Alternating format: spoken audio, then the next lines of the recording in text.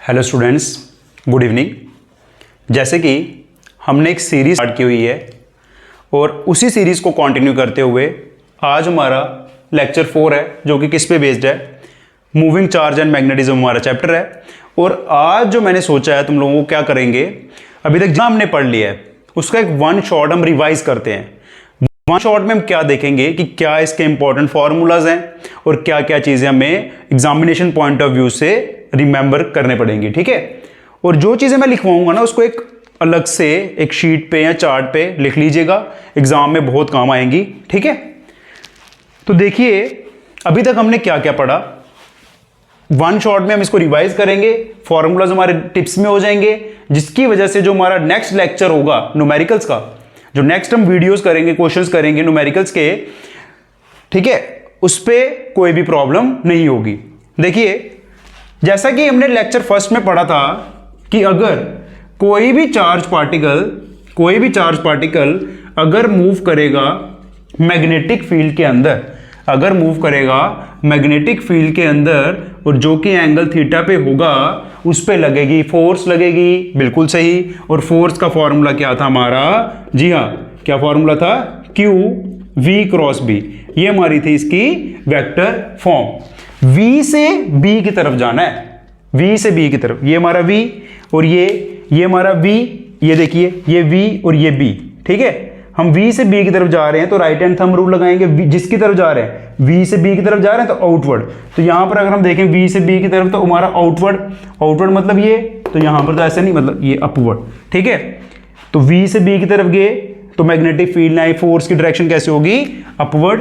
तो ये हमारा यहां पर डायरेक्शन देगा किसकी, फोर्स की, ठीक है। और इसका दूसरा फॉर्मूला क्या था, QVB साइन ऑफ थीटा, ठीक है, ये हमें याद रखना है, ठीक है। B यहां पर क्या है, मैग्नेटिक फील्ड, ठीक है। अब यहां पर फर्स्ट केस आता है, अगर थीटा 0 डिग्री या थीटा हमारा 180 डिग्री होगा, साइन 0 सबको पता है 0, साइन 180 0, तो फोर्स भी कितनी लगेगी, 0 लगेगी। चार्ज पार्टिकल के ऊपर फोर्स कितनी लगेगी, 0, जब in the direction of magnetic field और opposite to the magnetic field होगा। अगर थीटा हमारा 90 डिग्री होगा और साइन 90 होता है हमारा 1, तो फोर्स किसके इक्वल आएगी, QVB, ये हमारी होगी क्या, बिल्कुल सही, क्या होगी, मैक्सिमम फोर्स। और जैसे कि मैंने आपको बताया था, जब 90 डिग्री पे मूव करता है तो वो क्या बनाएगा 90 डिग्री पे, circle. Last year case base आ चुका है इस पे बेस्ड, क्या बनाएगा, पाथ कैसा होगा इसका, सर्कुलर, ठीक है। तो ये हमारा हमने पढ़ा था कि अगर चार्ज पार्टिकल मूव करेगा मैग्नेटिक फील्ड के अंदर तो फोर्स कितनी लगेगी, ठीक है। अगर डिटेल में वीडियो नहीं देखी आप लोगों ने, इसको देख लेना पहले, फिर इसमें इजी रहेगा। सेकंड हमने क्या देखा था कि क्रिस्टन हंस ओट्स ने बताया था कि अगर कंडक्टर में करंट में फ्लो करेगी, सराउंडिंग रीजन में मैग्नेटिक फील्ड होगी। और बायोट और लैपलेस, बायोट सावर्ट्स लॉ, उसने बताया था कि कितनी मैग्नेटिक फील्ड होगी। सपोज करो ये हमारे पास एक पॉइंट है यहां पर जिसने एंगल थीटा बनाया और ये R, और ये हमारा करंट कैरिंग एलिमेंट है, ठीक है। यहां पर मैग्नेटिक फील्ड हमारी कितनी निकल के आई थी, क्या फॉर्मूला था, जी हाँ, μ0/4 पाई IDL sine theta upon R square. Theta angle, theta किस किस के बीच में एंगल है, ये भी याद रखना है। थीटा एंगल होता है हमारा किसके बीच में, बिटवीन DL एंड R, ठीक है। तो इसकी वेक्टर फॉर्म जो हमारी आई थी वो क्या आई थी, μ0/4 पाई IDL cross R upon R का Q, ये हमने पढ़ा था, ठीक है। और इन्हीं फॉर्मूलाज को मैंने आगे मॉडिफाई भी करवाया था, जी हाँ। मॉडिफाइड फॉर्म अगर मैं बोलूं इन टर्म्स ऑफ करंट डेंसिटी हमारे पास क्या होती है, J = I/A, ठीक है। हमने DL से मल्टीप्लाई किया था, DL से डिवाइड किया था, एरिया इंटू लेंथ बन गई थी हमारी वॉल्यूम।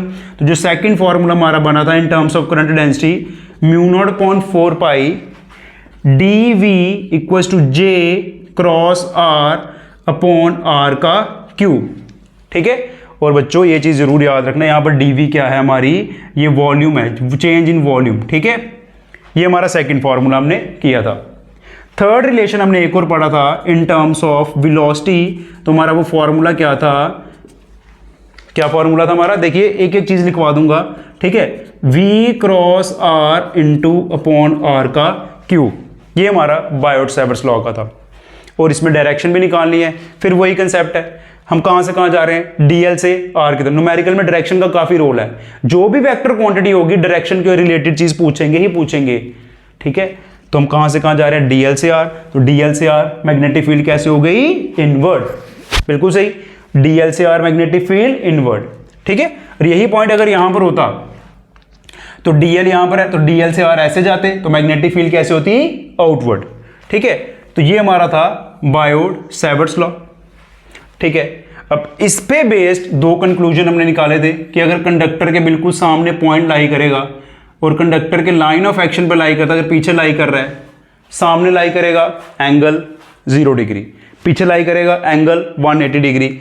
तो साइन 0 कितना होता है, 0, 180 0। तो दोनों केसेस में मैग्नेटिक फील्ड कितनी होगी हमारी, 0।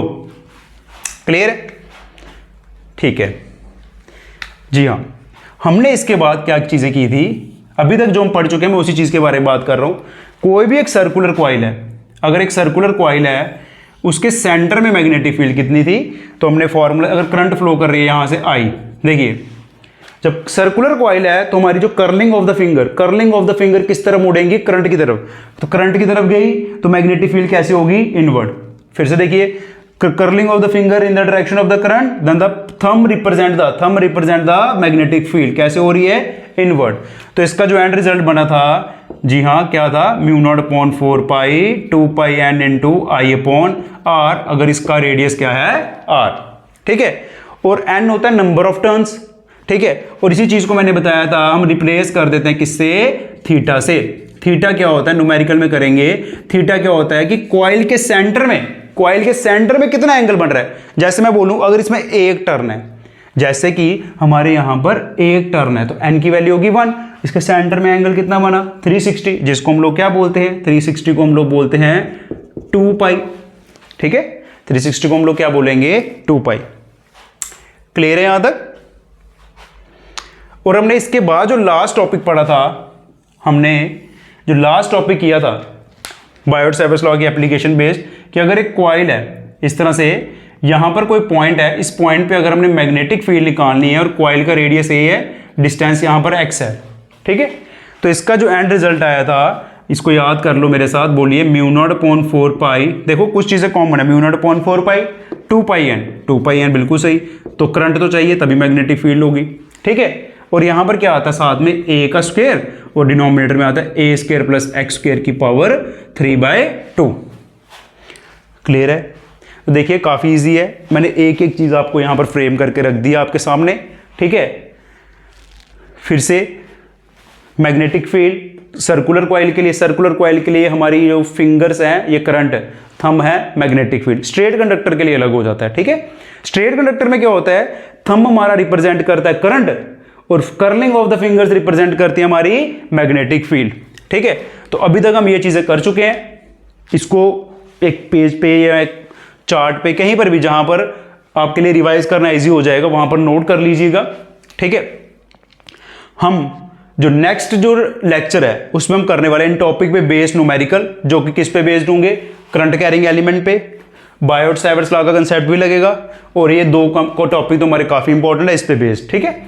और एक दो चीजें याद रख लीजिएगा, ये जो हमारी B है ये मैग्नेटिक फील्ड है, इसका यूनिट होता है टेस्ला, SI यूनिट, और CGS यूनिट हमारा क्या रहता है, गॉस, ठीक है। और 1 गॉस में कितने टेस्ला होते हैं, जी हाँ 1 गॉस में होते हैं 10⁻⁻⁴ टेस्ला। क्लियर है। तो देखो अगर ये वीडियो अच्छी लगी, ठीक है, तो लाइक कीजिए, चैनल को सब्सक्राइब कीजिए और शेयर कीजिए, ठीक है। ज्ञान रुकना नहीं चाहिए, बांटो जितना बांट सकते हो, ठीक है। और मैं आपके लिए खड़ा हूं, ठीक है। नेक्स्ट लेक्चर में हम करने वाले हैं लास्ट ईयर CBSE में पूछे गए न्यूमेरिकल्स भी करेंगे, और भी उस लेवल के क्वेश्चन जिस लेवल के CBSE में पूछे जा रहे हैं। तो आज के लिए बस इतना ही है। आज का हमारा मेरा मोटिव यही था कि आपको पहले फॉर्मूलाज रिवाइज हो जाएं, उम्मीद करता हूं रिवाइज हो गए होंगे, और फिर हम करेंगे नेक्स्ट लेक्चर में न्यूमेरिकल्स, ठीक है। तो मिलते हैं नेक्स्ट वीडियो में, टिल देन गुड बाय।